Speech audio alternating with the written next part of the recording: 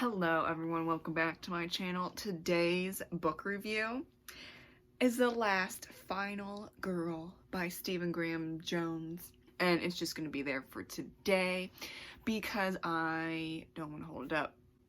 It's a theme lately. I read this in about 2 or 3 weeks and it's about 210 pages. It's a low 5 stars, but I enjoyed myself. The premise of this book is like a movie, kind of like a screenplay, but not actually, based on Googling what screenplays look like. I've never written or read an actual screenplay. I just Googled it. It's fine though, that's my research for today.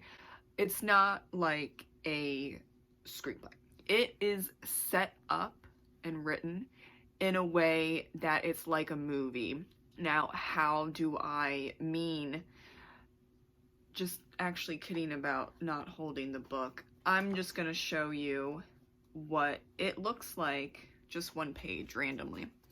So you see there's arrows, and that is basically where you're cutting the scene, like if you're panning towards a new scene in a movie, for example. There are a lot of arrows and there are a lot of random breaks, which you really have to get used to, or you're just not gonna like the book. So it's set up as a movie in book form, and the theme is, as says on the cover, The Last Final Girl, which is a horror movie trope about who is the final girl in this movie that's going to survive and kill her. And so we follow Izzy, Brittany, Lindsay, and Crystal, and there's a few other finals girls that don't make it. I mean, the 4 of them don't all make it either, but those are the main ones. Izzy is the main one, if that makes sense. And we also follow her brother and the sheriff, Dante. Also follow just some other random people. It's like more so a movie than a book where you have a point of view that you follow, or maybe like there's multiple point of views, but it's in different chapters. No.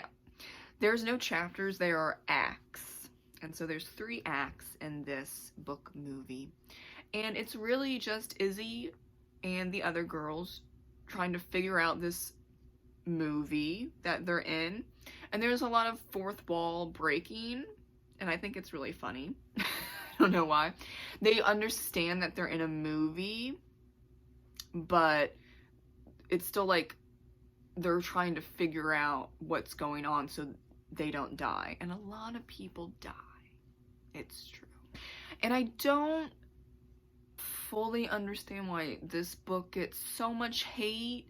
I mean, I gave it a low 5 stars because it does take a lot of effort to pay attention, and there are probably scenes where I didn't completely understand what's going on because of those arrows going just back and forth a lot. And then also probably just my reading of it is, let's say, for example, you have a big paragraph or lines or dialogue, and then at the end of one sentence, then it has no punctuation, and then it jumps to the arrow.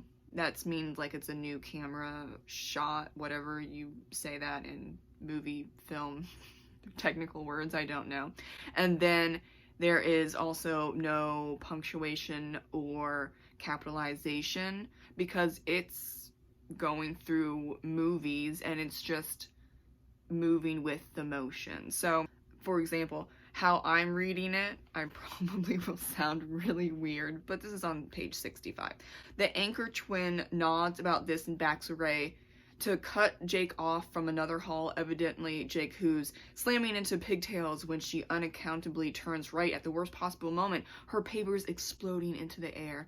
So I'm reading it fast. When it switches from Jake who's down to this arrow, I don't know how other people are reading it, but that made it fun for me.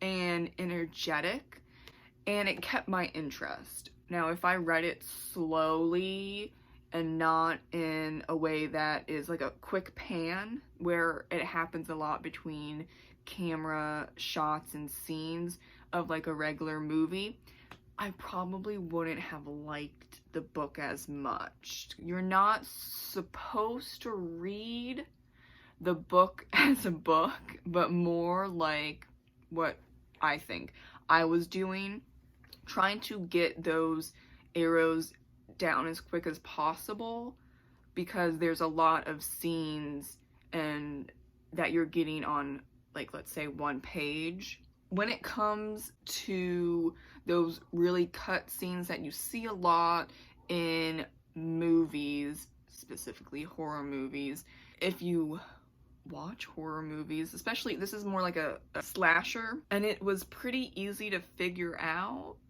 who it was because it's very tropey. It's supposed to be like that 80s movie slasher, and it's just kind of, it's obvious.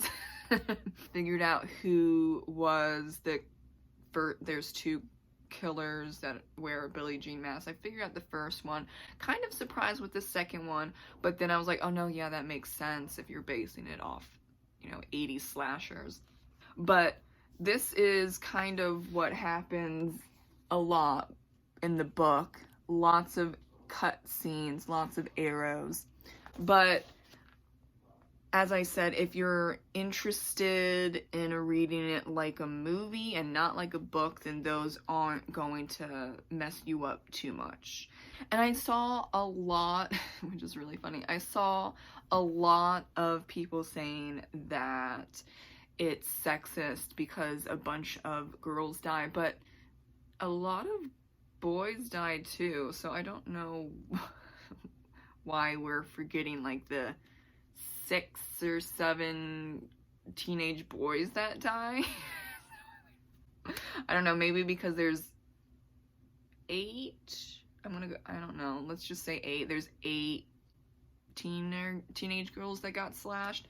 That's a problem, but I feel like that's pretty equal.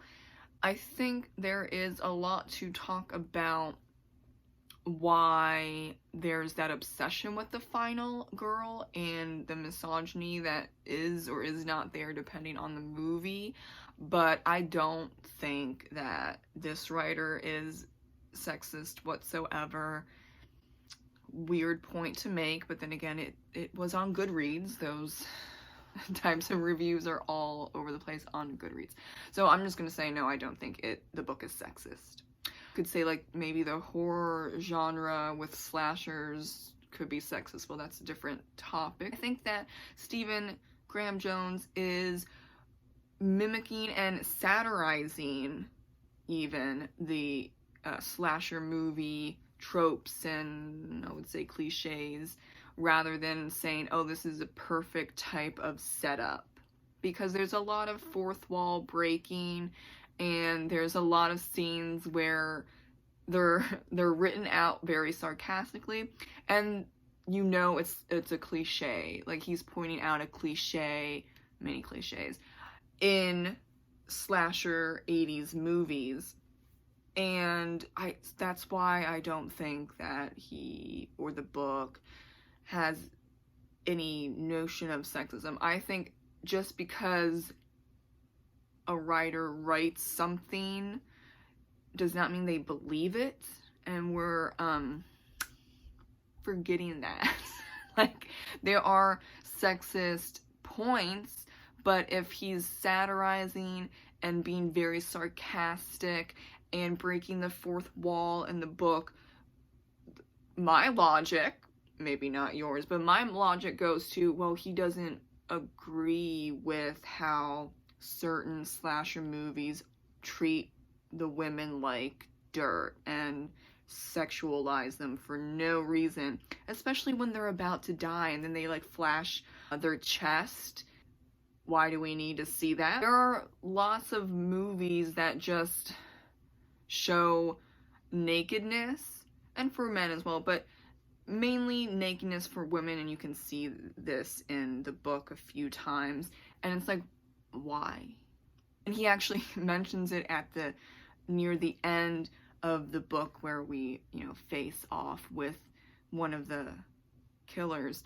Don't want to spoil it for you, but I laughed out loud in that scene because I was like, he's pointing out the ridiculousness of nakedness when you're about to be slashed, or other people are about to be slashed before you, and then you get to watch them die a painful death, because we totally need to have breasts out during this time, which, yeah, that's, I think, the main point, one of the main points, is to make fun of the ridiculousness and the stupidity in some of these slasher movies that don't make sense, but you're definitely realizing that it's a male gaze in some of these movies, or tropes.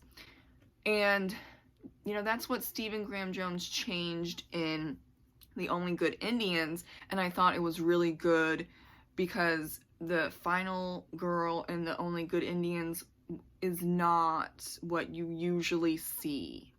And I think that is a main theme for him, trying to either satirize the final girl or completely change the trope where it's not like what you know in movies or, you know, TV Halloween slashers, which I don't know if that's real, but I know for sure movies. And I love a good remix of a trope. We need more of that. So I think that's why the last final girl works for me. Though, you know, I can see why it doesn't work for other people regarding how you have to read it and how you have to digest it, because it's not a usual book. And that might throw people off because it's in book form. So you're expecting something completely different, not like a movie setup, not even like a screenplay. It's not a screenplay. It's a movie in a book. But I really, really would love to see this book become a movie. And I do love a good sarcastic and satirical horror movie. So I do hope someone picks up this book and turns it into the movie that it should be, right? Thank you so much for watching my review on The Last Final Girl. Have a great rest of your day. Bye!